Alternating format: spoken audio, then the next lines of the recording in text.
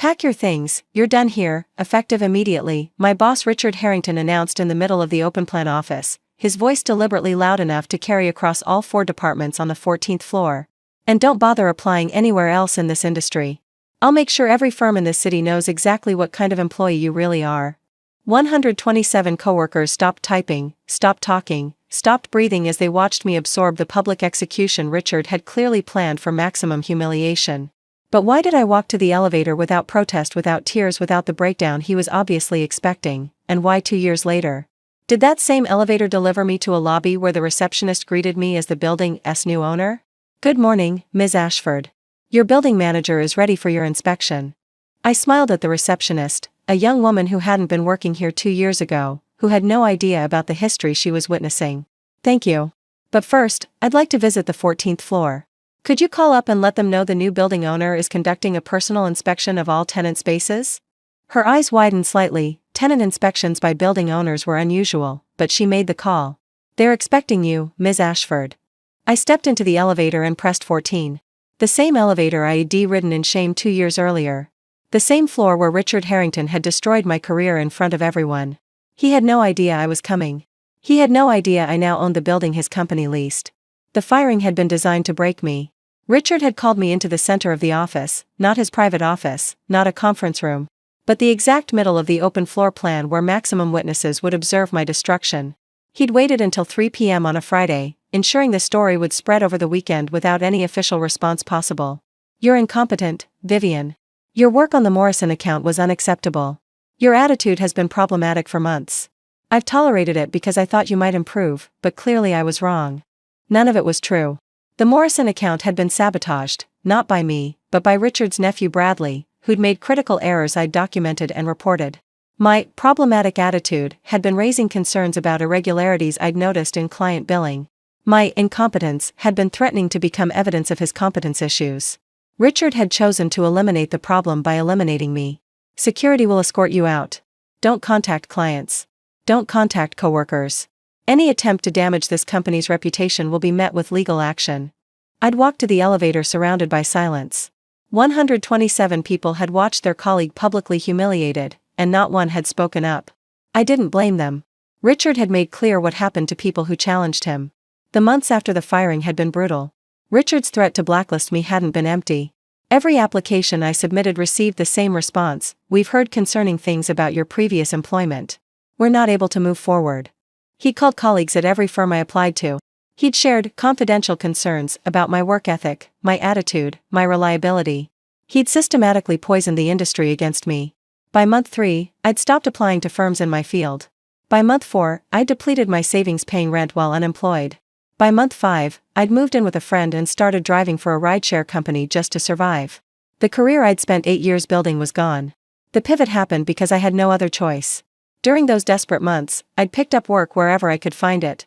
Data entry, virtual assistants, freelance projects for small businesses that couldn't afford real consultants. One of those small businesses was a property management company struggling with their accounting systems. I'd helped them reorganize their financials, identify inefficiencies, and streamline their operations. "You're good at this," the owner, Margaret, had observed. "Better than the consultants we paid 10 times as much." I was a financial analyst for 8 years. This is what I did. What happened? I'd told her the story: the firing, the blacklisting, the systematic destruction of my career. "That's illegal," she'd said flatly. "What he did, the coordinated campaign to prevent you from finding work, that's tortious interference. I can't afford to sue him." "Maybe not yet.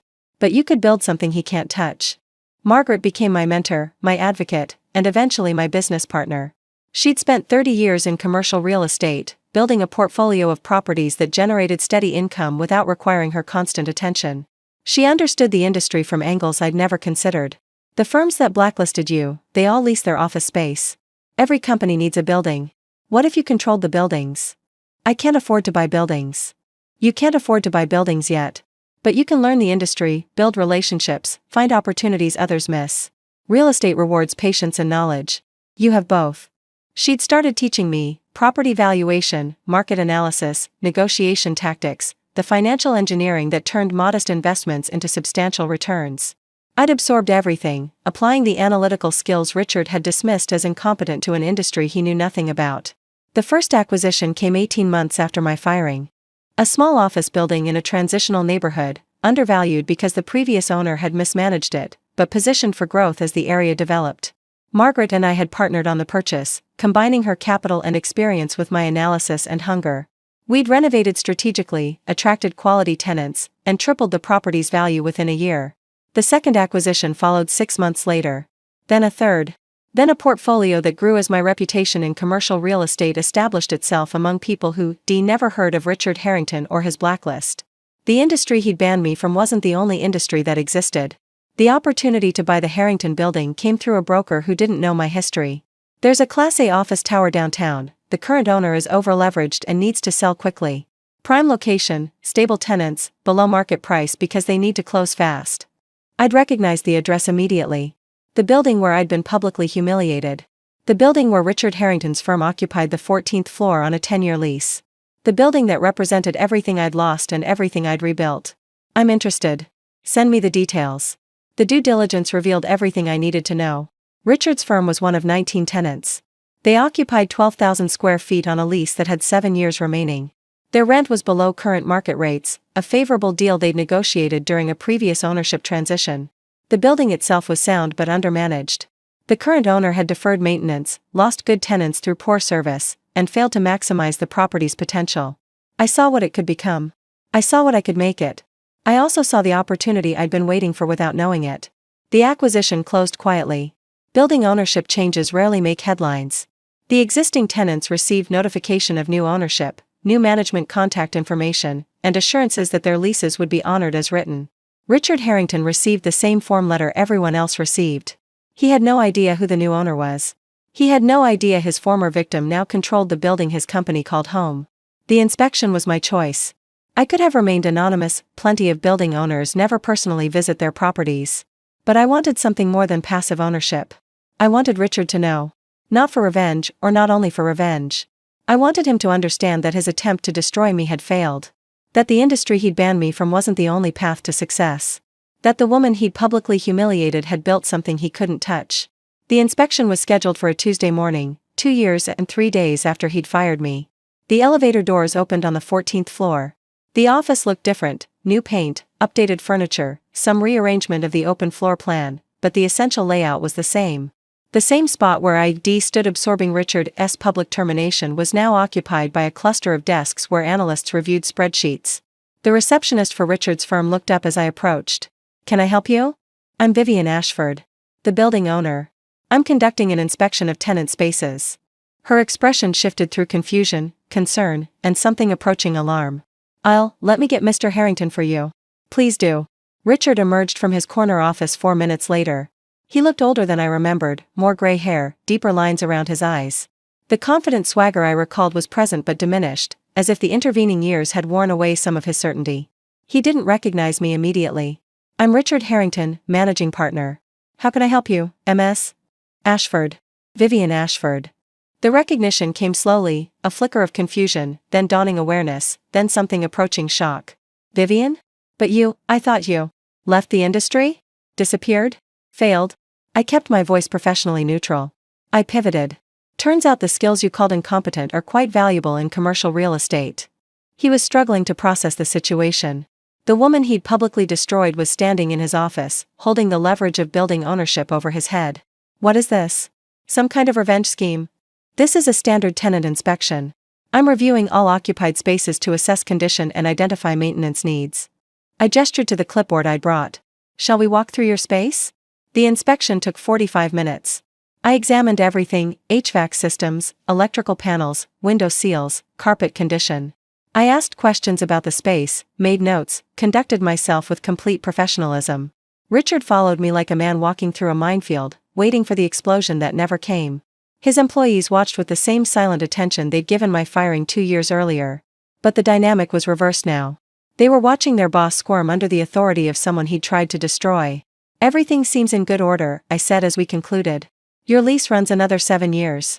We'll honor the existing terms, of course." "Of course?" Richard's voice was tight. "What does that mean?" "It means your lease is a legal contract, and I honor my obligations. Your rent will remain at the agreed rate. Your space will be maintained to building standards. Nothing about your tenancy changes because of who owns the building. Then what was the point of this inspection? The point was conducting a standard property assessment. The fact that you interpret my presence as threatening says more about your conscience than my intentions. I left the 14th floor without further incident. But I knew the story would spread. 132 people had watched that inspection, slightly more than had witnessed my firing. By end of day, the entire firm would know that their former colleague owned the building. By end of week, the industry would be buzzing with the reversal. Richard's blacklist had failed. Not only had I survived his campaign to destroy me, but I'd built something that put me in a position of power over him. The aftermath was deeply satisfying. Richard's firm suddenly became a model tenant. Maintenance requests were reasonable. Rent payments arrived early. Any interaction with building management was conducted with unusual courtesy. He was afraid of me. Not because I'd threatened him, I'd been scrupulously fair in all our interactions. But because he knew what he'd done, and he knew I knew, and he couldn't predict what I might do with that knowledge. The uncertainty was its own punishment. The broader impact revealed itself over months. Industry colleagues who'd once blacklisted me began reaching out. Some with apologies, I never should have listened to Richard. I'm sorry I didn't give you a fair chance. Some with curiosity, I heard you bought the Harrington building. That's impressive. Some with opportunity, we have a project that could use your expertise. Richard's campaign to destroy my reputation had been thorough. But reputations can be rebuilt, especially when the person who destroyed them is now visibly subordinate to their former victim. The story of what I'd accomplished spread further than the story of what Richard had done. People remembered the ending more than the beginning. I ran into Bradley, Richard's nephew, whose errors I'd been fired for reporting, at an industry conference a year later. He was working at a different firm now, apparently having worn out his welcome at his uncle's company. He looked uncomfortable when he recognized me. Vivian. I heard about everything. Everything? The building. The inspection. How you? He trailed off. I should apologize. The Morrison account, that was my mistake.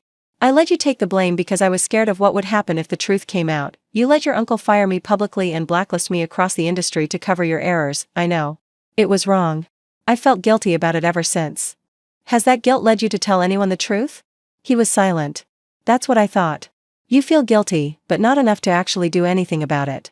I gathered my things to leave. I've built a career your uncle couldn't destroy. I don't need your apology or your guilt. I just needed you to know that I know exactly what happened, and I succeeded anyway. Richard's firm moved out of my building 3 years into their lease. They claimed they'd found space that better suited their needs, but the real reason was obvious. Richard couldn't handle working in a building owned by someone he'd wronged. Every day in that space reminded him of what he'd done and what I'd overcome. The penalty for breaking the lease early was substantial, nearly 2 years' rent paid in a lump sum. I accepted the payment without comment. The building continued to thrive. I'd improved management, upgraded common areas, attracted better tenants. The property's value had nearly doubled since acquisition. My portfolio had grown to include 6 additional buildings, each generating steady returns. The career Richard had destroyed had been replaced by something better, something I controlled completely, something no vindictive boss could take from me. I saw Richard one final time, 5 years after he'd fired me. We were at the same charity gala, the kind of event where industry people crossed paths whether they wanted to or not. He approached me during a lull in the evening. Vivian. I've been wanting to talk to you. About what? About what happened. The firing. The blacklist. All of it. Why now? Because I'm retiring next year. Because I've had time to think about my legacy. Because some things need to be said before it's too late. He paused, looking older and more uncertain than I'd ever seen him. I was wrong. What I did to you was wrong. The blacklist was wrong. The public humiliation was wrong. Yes, it was. I was threatened by you. By how competent you were. By how the partners kept praising your work. I was afraid you'd expose Bradley's mistakes, afraid the blame would eventually reach me. He shook his head. So I destroyed you before you could threaten me. It was cowardly and cruel. Is this an apology? It's the truth. Whether you accept it as an apology is your choice. I considered the man in front of me, diminished, remorseful, finally honest about what he'd done. The rage I'd carried for years had faded, replaced by something more like indifference. I accept that you're telling the truth. That's not the same as forgiveness. I don't expect forgiveness. Good. Because you won't get it. I looked at him directly, but I'll tell you something I've learned. What you did to me was the best thing that could have happened. You forced me out of a career where I worked for people like you, into a life where I work for myself. I'm wealthier, happier, and more successful than I would have been if I'd stayed at your firm. So thank you, Richard. Your cruelty made me better. He didn't seem to know how to respond. I walked away without waiting for one. The open plan office where I'd been publicly humiliated is a tech company's workspace now. They're better tenants than Richard's firm ever was, prompt with rent, reasonable with requests, appreciative of the building's management. They have no idea about the history of that space. Sometimes I visit the 14th floor during inspections and stand in approximately the spot where Richard announced my termination. I think about the 127 people who watched me walk to the elevator, and I wonder how many of them know what became of me. I hope they do. I hope they understand that public humiliation doesn't have to be the end of anything. I hope they understand that the woman who walked to that elevator with nothing walked back into that building owning it. He fired me in front of 127 coworkers. He told me I'd never work in the industry again. He blacklisted me at every firm in the city, destroying a career I'd spent 8 years building. I walked to the elevator in silence, broken and humiliated. 2 years later, I walked back into that same lobby as the building's owner. The receptionist smiled. "Good morning, Ms. Ashford. Your building manager is ready for your inspection." When Richard Harrington was called down from the 14th floor to meet his new landlord, he found me, the woman he'd tried to destroy, standing in the lobby of a building I now owned. He'd told me I'd never work in his industry again. He was right. I bought the industry instead.